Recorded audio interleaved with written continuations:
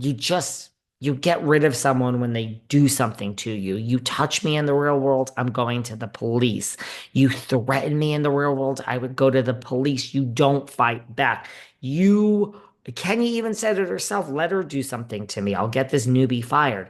I think she did enough. I think Britt just mentioning the pistols and the whips, I would have just never did this, Kenya, and I just would have gone to production. And I think if you did that, this might have a whole different outcome. She might have gotten fired. She threatened you. But I mean, based on what Kenya did, I mean, I really don't think they had any choice. I'm not so sure we're done with Kenya. I don't know. I don't know. I mean, if people think maybe she's gonna come back to the reunion, maybe. I mean, we have stuff to talk about, but I don't know. Maybe they'll have her dial in a statement. I mean, if I were Kenya, I'd be like, I ain't giving you no fucking statement. Either put me on that stage or forget about it. Erika Jayne, did you guys see this?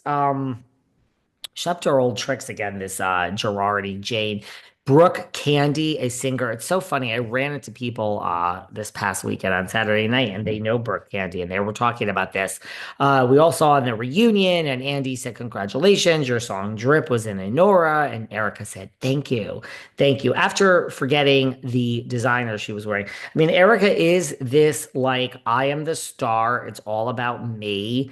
I'm not giving credit to the designer whose dress I'm wearing. Well, apparently she's not giving credit to Brooke Candy either. Brooke has spoken out on her TikTok, and this is the thing about people. Eventually, you piss them off enough, and they're going to speak out. So, Brooke has spoken out in a series of TikToks to say, basically, you stole my song, bitch, and you're not giving me any credit. So, she is going on and saying, yes, Andy congratulated her for having the song in Drip. And, Erika said, blah, blah, blah, blah, blah, blah, blah.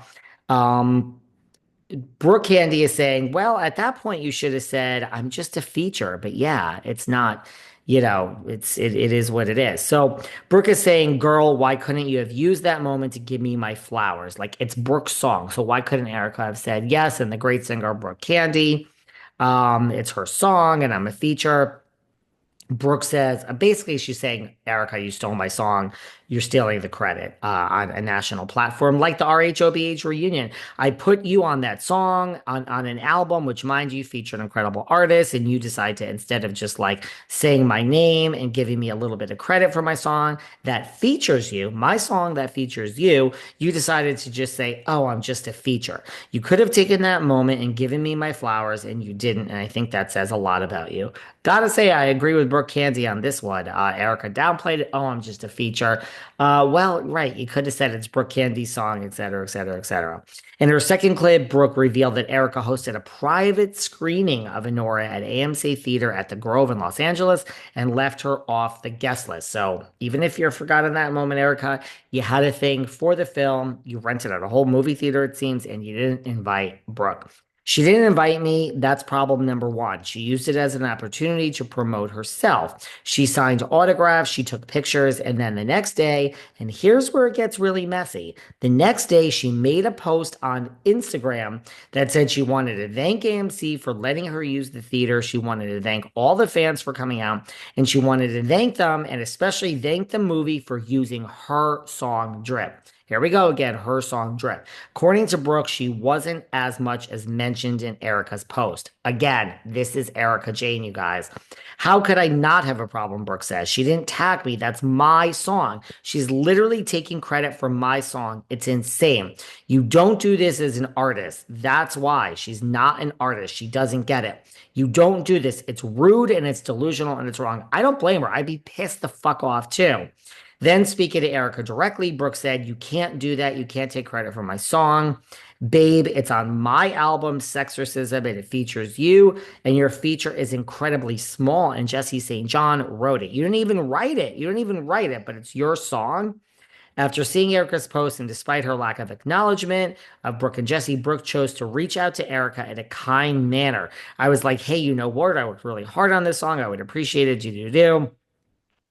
She said, this is what Brooke sent her. She's revealing the DMs. I saw your post on Instagram. It looks great. Congrats on the screening. Would you mind tagging me in the caption? I work hard on that song and the video with a great group of artists, and I also negotiated with the film crew. So Brooke negotiated with the film crew to put that song in the movie.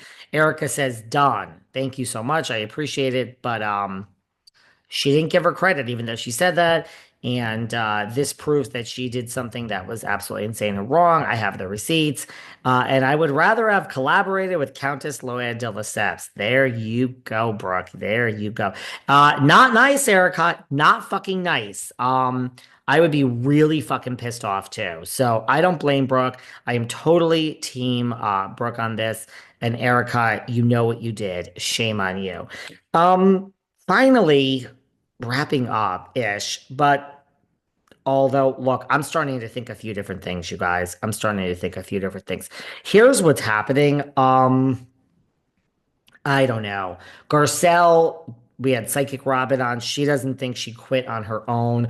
There's a lot of stuff still coming out that Garcelle did not quit on her own, that she was spoken to, lack of a storyline. She was the weak link, so she did this before she got fired. Lots of people think she left on her own. I'm not touching upon that because we've done that ad nauseum. But I figured like, okay, well, that takes care of all the problems. Everyone will be back. Et cetera, et cetera. But I'm starting to hear things. I'm starting to hear some things. And I'm starting to hear Erica's leaving. Now we have this thing overseas. She's performing, and it said Erika Jayne, blah, blah, blah, blah, blah, former housewife. Now, I already did a show last week where I said, I think that's just the UK and things are lost in translation. And I mean, Erica's not leaving. So I don't know. Here's the thing. Here's what I want to say. Let's earmark this show so we can refer back to it. I have been hearing things and I've heard, so each person who has told me this, don't flatter yourself because I have heard this from numerous sources. So don't anyone think I'm breaking their confidence either. I've been doing a lot of investigating. I still don't believe this. I want to say that. I just don't believe it. Andy loves Erika, but I'm starting to think because I checked with a lot of sources and multiple sources, and several of them are very, very reliable sources. Okay. I'm starting to hear that Erika is actually not coming back. I keep hearing this, and so I am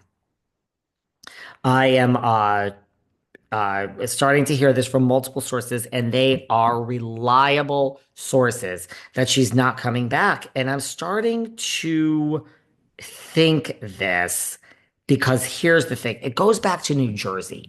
Remember the season when Jackie and Melissa and Margaret, well, multiple seasons when Jackie and Melissa and Margaret were so close.